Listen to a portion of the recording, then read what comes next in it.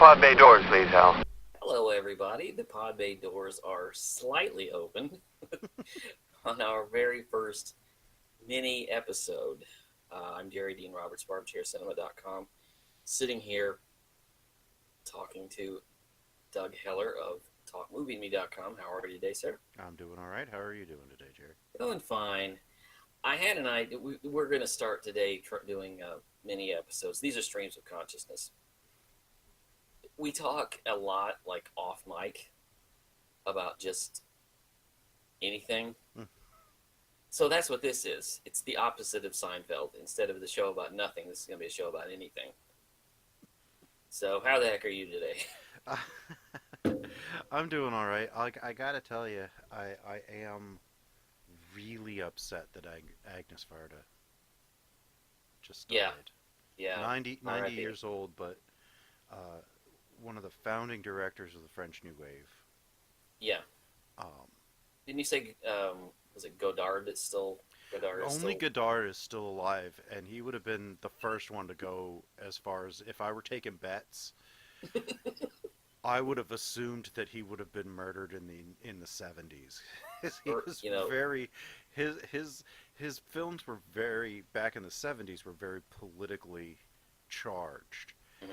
And now, after something like Film Socialisme, or a couple of the ones that he's put out recently, an angry fan. I once heard he would go to a film premiere, or premiere of one of his films, with rocks in his pockets. Because just in case anybody started, he would start throwing rocks. Yeah, that tracks. But Agnes Varda, it's tragic that more people don't know about her. I know. She was a feature fiction filmmaker for a long time, and then she kind of turned to ridiculously personal, wonderful documentaries. Mm-hmm. As late as was it last year? Places. Last year or 2 years ago, yeah, Faces Places. So she was working through her 80s, which is impressive. Are you surprised? There seems to be in like social media, there seems to be this thing.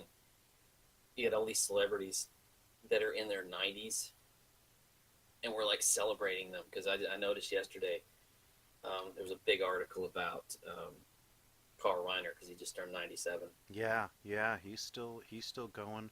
How old is Mel Brooks? Mel Brooks has got to be in his mid-80s. I don't think Mel Brooks is quite 90 yet. He's not 90 yet, but he's getting close. Neither's Dick Van Dyke. No, but he's also in his late 80s. Yeah, he's 88. Yeah. But yeah, I just noticed. I like this personally. I like the idea of celebrating somebody who's older before they die. Right. Because I hate it when they do that. It's like... yeah, there's this outpouring, and the worst part is that most people don't even realize that they were still alive.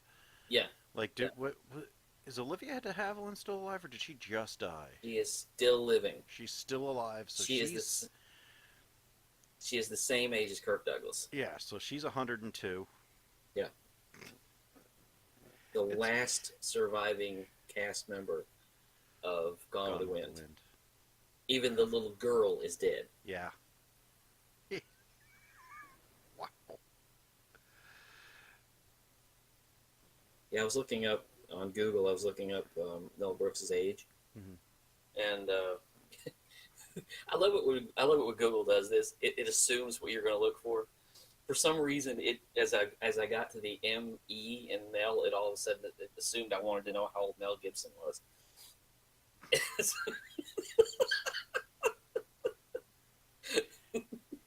Crazy doesn't age. Yeah, crazy doesn't age. The immaturity is, but no. By the way, Mel Brooks is 92. 92. Just so you know. And he's still phenomenally energetic and doing all kinds of stuff. I don't know if he's still working, but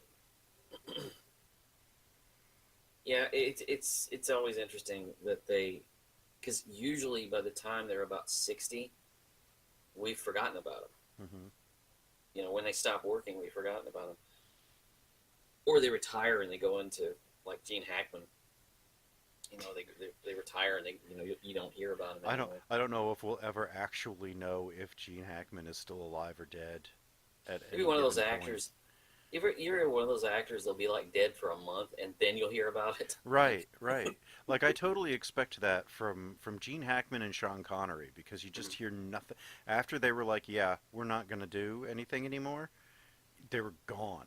Yeah. Nicholson too. Nicholson is barely ever out in public.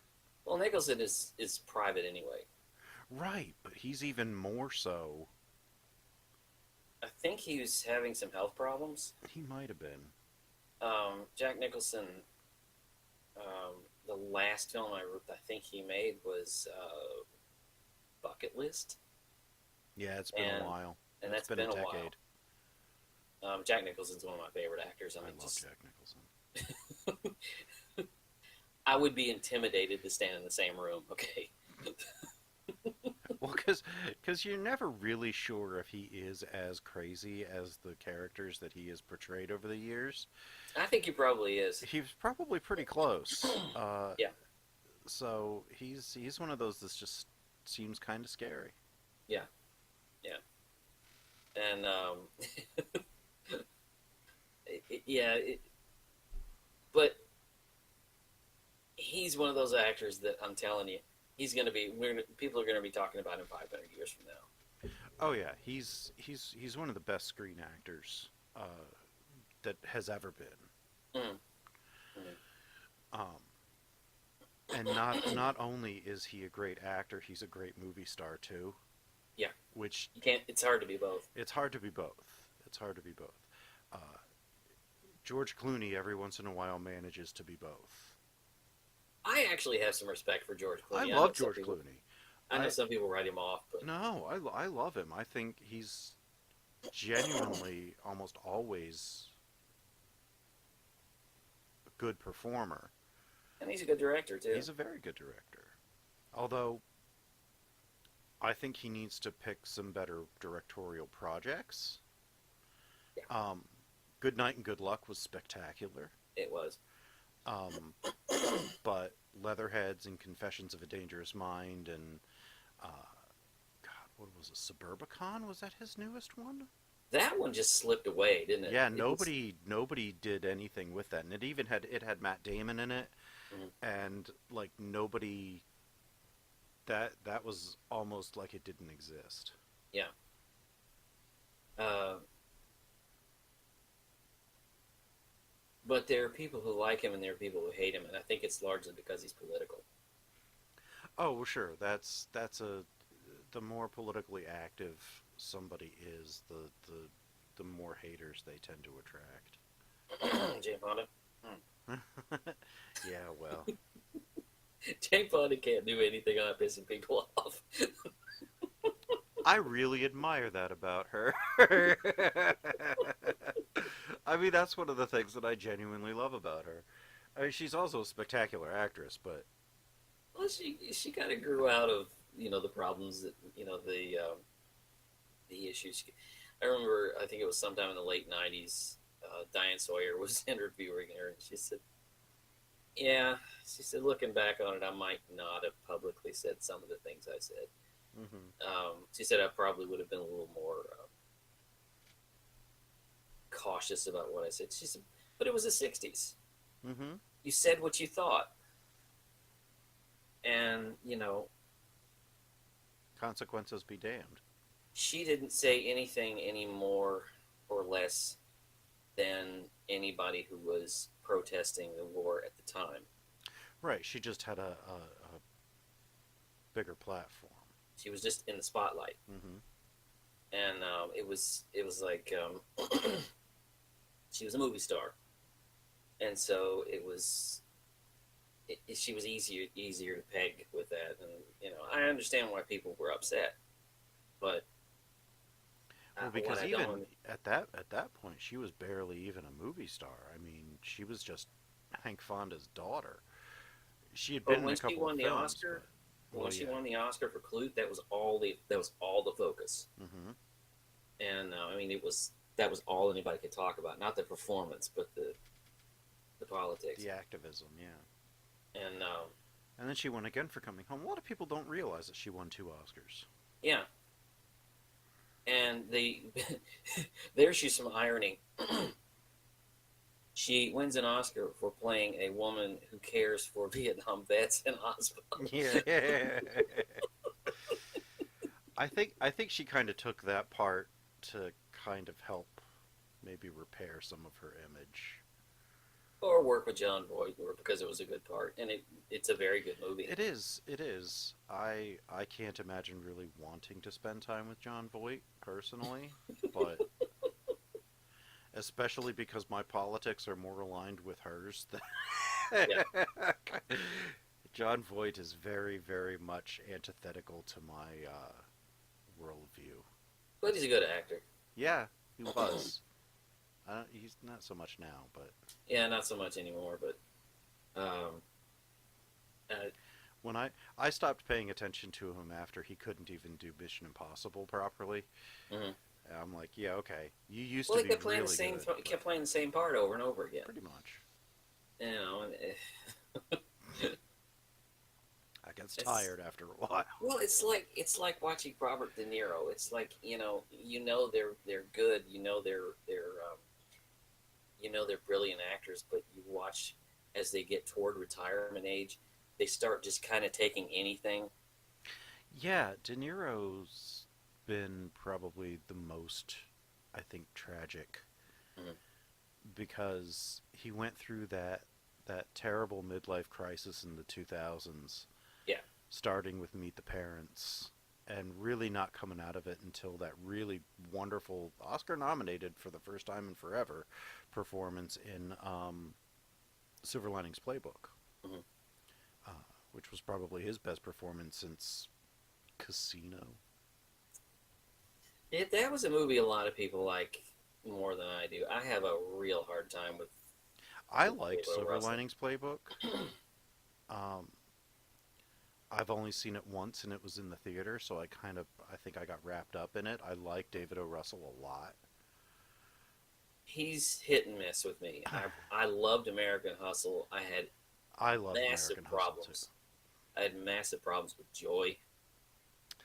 I've only seen maybe about 45 minutes of Joy. It's Joy's a good. It's a good movie. You just have to forgive a lot. my favorite of his is I Heart Huckabees. I never saw that one. Oh God, it's a clever. It's an existentialist comedy with Lily Yeah, Tomlin and Dustin Hoffman. I mean, and Jason Schwartzman. It's wonderful. I love it. I tell you, a movie everybody forgot was Three Kings. Yeah, Everybody forgot about that one. yeah. It didn't even get nominated at He the Oscars that hated year. doing it too. Yeah, I love that movie. It's good. I haven't seen that in a long time either, but yeah, that's a pretty good one. There's a small cadre on social media of David O. Russell haters. Like just, I think it's kind of easy to hate him, especially once you realize how terrible he is on set. I've heard that. I've heard really really horrible stories about just him screaming at people and Lily Tomlin Mhm. screaming at her, and eventually she actually had to come out. She's like, no, I liked working with him and I would work with him again. Yes, things got heated, but that was the creative process that we were working with at the time. And some of these things tend to get stretched out a little bit too. Yeah. Like you remember when Christian Bale had his meltdown? I do not. He had a meltdown about probably 10 years ago. I think it was a set of Terminator 3. It was this really famous Or 4, audio. Terminator 4. Terminator 4 was that sucky Salvation or whatever Salvation, it was. yeah. And he got caught on mic yelling at somebody, really tearing into somebody. And people just thought, well, Christian Bale is a terrible person. It was like, no, he's not a terrible person. He was just angry. Hmm. People get angry. Well, see, that's the thing I think about celebrities is that they just kind of they're expected to live far beyond what normal humans are Mm, just because they're famous. It's like they're people too. It's yeah. yes, they make a shit ton of money, but they're still just people with people problems, and it's They're when human beings. yeah, when you're watching this thing and you see these this couple breaks up and you're like, well, why would he break up with her? She's gorgeous. It's like, yeah, but you're not in the house with them. They could hate each other. He could have done something terrible. She could have done something terrible. Yeah, they're pretty, but that's not a marriage. That's I have a feeling that's a a lot. photo shoot. I have a feeling a lot of those marriages break up because of distance. They don't see each other and just drift apart. And See, I've always figured that Hollywood marriages are so short because back in the 30s, 40s, and 50s when the studio system was still huge, they had to get married if they were seen in public together, mhm, so that if suddenly the girl got pregnant, it's basically so that they could sleep with each other. And right. then when they got kind of tired of the relationship, it was basically like dating, but they had to be married to do it. And then they broke up. That's why so many people were married so many times. It's like, well, we have to, for public images, get married, but all we really want to do is screw. Yeah. Yeah. I still think that that's why Britney Spears got married the first time, Yeah. because Katy Perry. well, I guess Russell Brand would be. I was just about to say you Uh, you have to have external reasons to want to marry Russell Brand, but I just saw the most recent Family Guy that was on while we were recording this was Stewie and Brian end up going to Trash Island, which mm, was something that Haley Smith wanted to talk about on a news program, right. but Roger, as Genevieve, I can't remember her last name, wouldn't let her do. Hmm. So they did like a whole episode about it, and they found this message in a bottle, and it was Peter. Peter wrote, "Dear Great Britain, uh, this is one bottle fart in exchange for Russell Brand. We feel that this is an adequate compensation." And then it just releases out from the bottle.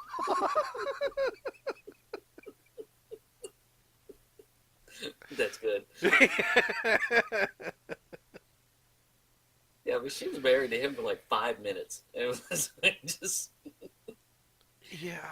But I think back in the day, back in the studio system, they probably the words "arranged marriage" are probably not far off the mark.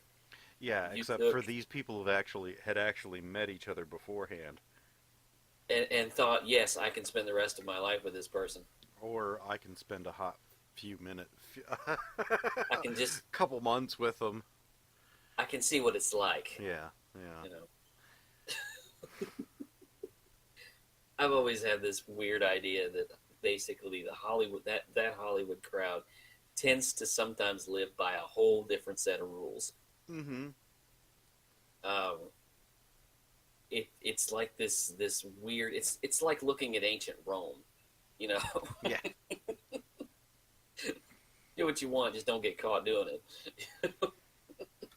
And if you do get caught doing it, make sure you get caught by somebody who's also into Right, right, it. And then let them join you. Uh, right. you know.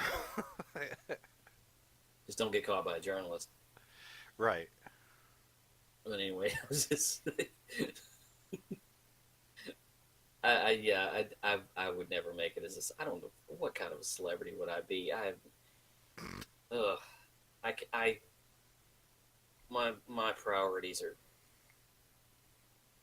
my priorities are so different than theirs. I don't even understand. But no, they some people do get married and they stay married for look at Lily Tomlin. Yeah. Has been in a relationship with Jane Wagner for 45 years. Hmm. I mean, Well, going back to Kirk Douglas and his wife, they've been together for like what, 80 years or something. yeah, but how much faithfulness is? What? Well, again, we don't. He has There. 4 sons that we know of. I'm sure there's a Kirk bird somewhere else, but Yeah, yeah.